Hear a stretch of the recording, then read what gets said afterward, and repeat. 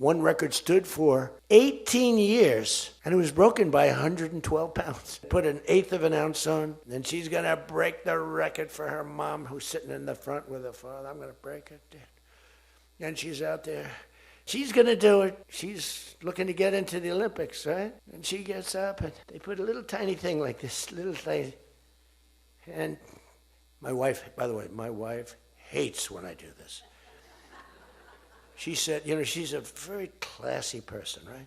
She said, it's so unpresidential. I said, but I did become president. You know. But she says, darling, please, the weightlifting is terrible. But the weightlifting, but no, the girl gets up. And you see, I want to be more, but I have somebody watching. I want to be more effusive. I want to really, yeah. But she gets it, and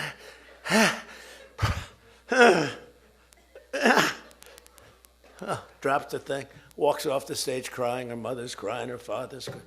Guy gets up. They said, have you lifted before? A little bit. And he walks up, bing. He could have gone ding, ding, ding, ding. I think it was 112 pounds, huh? It's crazy.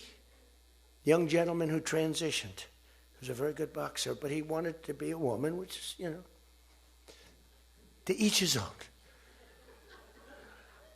Because I want to be very liberal when it comes to these subjects. I'm trying to get that vote. It's not an easy vote to get. It's very tough for me to get it. The other day with somebody, and I was with an ex-football player. The guy was massive. His leg was like this, and a young woman who plays flag football. And she's very good, supposedly, as an athlete. She's smaller than this guy's leg, okay? And if they were playing football together, he wouldn't even have to run. He could just keep walking. They couldn't take him down. You know, the guy, he can't even believe it. But there are so many. They had a race, a long-distance race. They had champion men, women, you know, one of those marathon deals. The man finished 5 hours and 14 minutes and 36 seconds sooner. He beat the champion woman by 5 hours. It's so demeaning to women. It's so ridiculous, right? It's so ridiculous. The weightlifting, take a look at the weightlifting records. One record stood for 18 years, and it was broken by 112 pounds. They couldn't get 1/8 of an ounce, you know? They'd put an eighth of an ounce on. Then she's going to break the record for her mom, who's sitting in the front with her father. I'm going to break it, Dad. And she's out there. We're adding 1/8 of an ounce to each side. This record has stood, ladies and gentlemen, for 18 years. But she's going to do it. She's looking to get into the Olympics, right?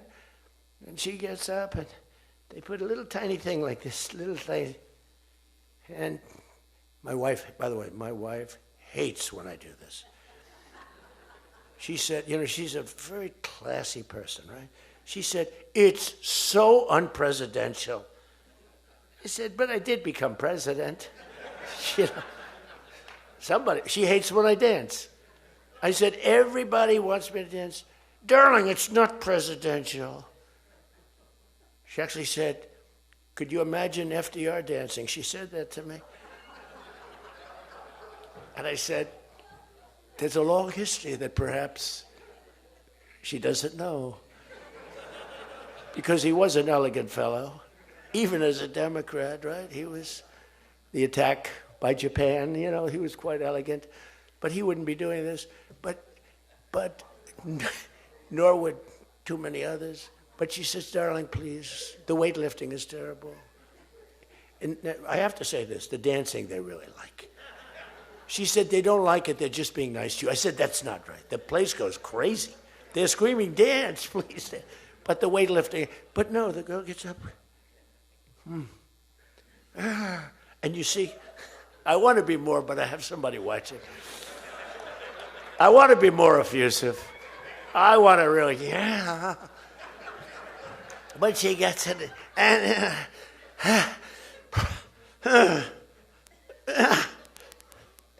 drops the thing, walks off the stage crying. Her mother's crying, her father's crying. Guy gets up. They said, have you lifted before? A little bit. And he walks up, bing. He could have gone, ding, ding, ding, ding. I think it was 112 pounds. Huh? It's crazy. Or the beautiful boxer. They have boxing now. And that they have a young gentleman who transitioned. He was a very good boxer, but he wanted to be a woman, which is, to each his own. Because I want to be very liberal when it comes to these subjects. I'm trying to get that vote. It's not an easy vote to get. It's very tough for me to get it. But he transitioned, and he transitioned, and the girl was a champion boxer from Italy, remember? She got up, first round. He hit her, boom, with a left. A left, for those, everybody here knows about, but a left, Lisa knows better than anybody, but a left is defense. He goes, boom. She's like, oh my, she walked to the corner, remember? She didn't go down, but she did everything else. But she said, I've never been hit like that before. I don't want to go out again. You can do it. You can do it. Bang. She walked off. She said, he happened to win the gold medal, that young woman. He won the gold medal. There were two transition people. They both won gold medals. The whole thing is ridiculous. You have policy on your side. They don't have policy on your side. Right? You have policy. And I saw this guy fighting like hell. The swimming records, it's ridiculous when you look at the swimming, any records. It's crazy, and it's so demeaning to women. Women are the, and for a long time, they refused to talk about it. They were embarrassed to talk about it. Now they do talk about it. They talk about it openly, but they have the worst policy on everything, open borders. We want open borders. They still want an open border. We did the greatest job ever on borders, and I think they forgot it. My guy said to me today, I have a great guy, Ross. He's the greatest speechwriter. He said, sir, let's not mention the border. Nobody cares about the border anymore. Can you believe it? This was the biggest, this was the biggest thing there was. It says to me, nobody cares about the border because it has a shelf life.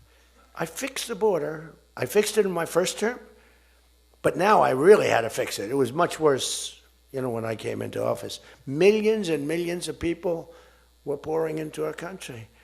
And I fixed it, and my guy, who's incredible, says, people don't want to hear it, sir. You've done that. The problem is people forget that I did it. They totally forget. They were talking about the other day, we don't like Donald Trump on this, we don't like Donald Trump on that.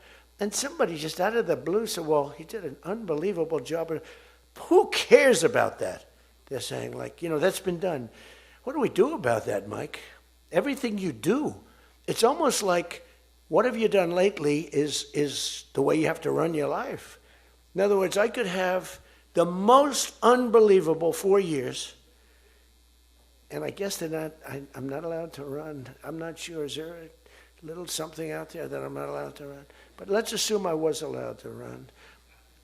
I could have, there's going to be a constitutional movement. No, I could have the most unbelievable 4 years. Everything was great, but in the last week, I made a little slip up in something, and you lose the election. It's like, so we can't let them forget that we did such a great job on the border. By the way, Venezuela, everyone, they're marching in the streets, they love it, except in New York. I mean, where they find these people? These people, and they're not these people are a mess. I know it's not nice to say that. These people are a mess.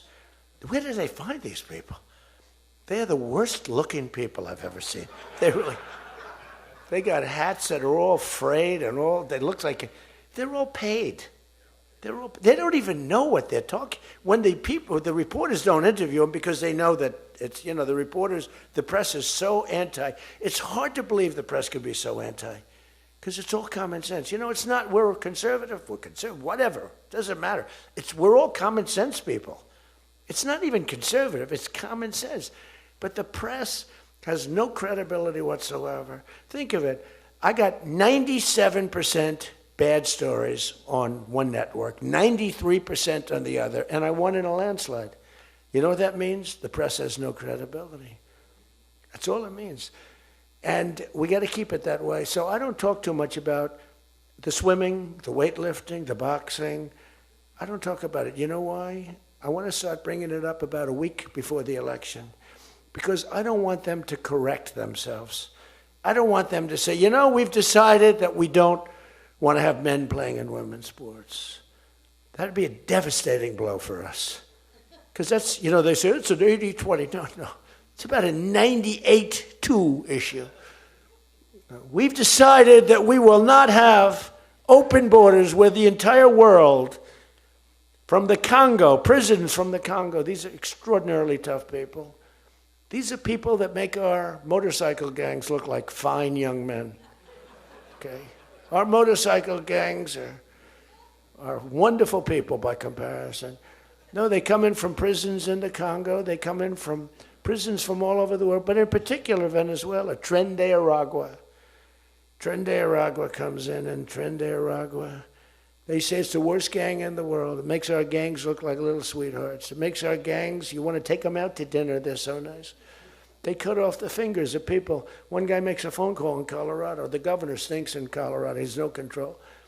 So Tren de Aragua, they don't want to do anything about it. So ICE has to go in and take them out because the governor doesn't want to do anything. But they make a phone call. They've taken over my building. The landlord's calling. They took over his building. So the governor doesn't want to do anything. But he calls the police, the guy. They come in. Did you call the police? This is Tren de Aragua. We're talking to the man that owns the building. Did you call the police? Yeah. Boom, they cut off his fingers. If you call him again, the next time your hand comes off. Can you believe it? The guy's walking around, his fingers were cut off. And these are the animals that we're throwing the hell out of here. Washington, D.C. is now the safest city in the country. And you people know that better than anybody because you were, I mean, think of it. You're in Congress, you're respected people, you're afraid to walk outside. Washington, D.C. Now, we had a terror attack 4 weeks ago, and one person's looking down from heaven, and the other one is actually recuperating and going to make it, I think, but really badly hurt. Really badly hurt. Most positive mother I've ever. No, my son's going to be fine, sir. The mother was telling me that the night of the attack, I went just like I went to you. I spoke to this incredible woman. Sir, everyone's praying for my son. He's going to be fine. The doctors thought she was, just hoping against hope. There was no chance. And 2 weeks ago, he got up and started walking around. It's amazing, actually. So maybe some really bad. It looks like he could be okay. He's going to have pretty bad after effects. But that was a terrorist attack on people that are doing a great job. And it could have been anywhere. But we haven't had a murder. We would have, on average, 2 murders a week in Washington. I don't even like talking about it. Two murders a week in Washington, D.C. We haven't had one in 7 months.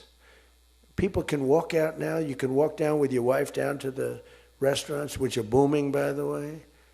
I mean, if you go back to before I got in, and we did a pretty good job 4 years ago, but there was never this, in my first term. So when we were during the first term, we were pretty good, but it wasn't like that big of an issue. It became a big issue because people were being mugged all over the place. We had a couple of people working in the White House that were killed. We had one guy waiting for his wife in a car. They said, "Get out of your car." He said, "Well, I'm waiting for my wife." They blew his head off. The wife is walking up to the car. Animals. And then they get angry when I say, "They're animals." Nancy Pelosi, "They're not animals, they're human beings." No, they're not. This is another thing. That's a 98-2 issue also. No, they're animals, and we've taken them out. We've took out over 2,000 people, brought them back to their countries from where they came, or they're in prison now in Washington. Because it's not just like, you have to take the bad ones out. 2%, 3% of the population causes 90% of the crime. Think of it. 2% of the population in Washington, D.C. causes 90% of the crime. So when you get rid of the 2%, we took out over 2,000 people, got them out of the country or in prison. Some were so bad that we didn't want to send them back to their countries because they'll come back in, even though it's hard now, but they're pretty smart. They're sick, but they're smart. But you're now living in one of the safest cities in the country. It's a great thing. You can walk to the restaurants. Restaurants are booming. New restaurants are open. They were all closing. You wouldn't have had a restaurant. And I don't know about you, but to me, those soldiers standing there look so good. I'm not going to feel safe walking down the street without them. I don't think you would either. Even though, we took out so many criminals, I just feel better. To me, they're beautiful. I look at these soldiers. And you feel safe. You feel safe. I don't think if we took them out, even if the crime wasn't much, it would definitely be more. We did a great job in Chicago.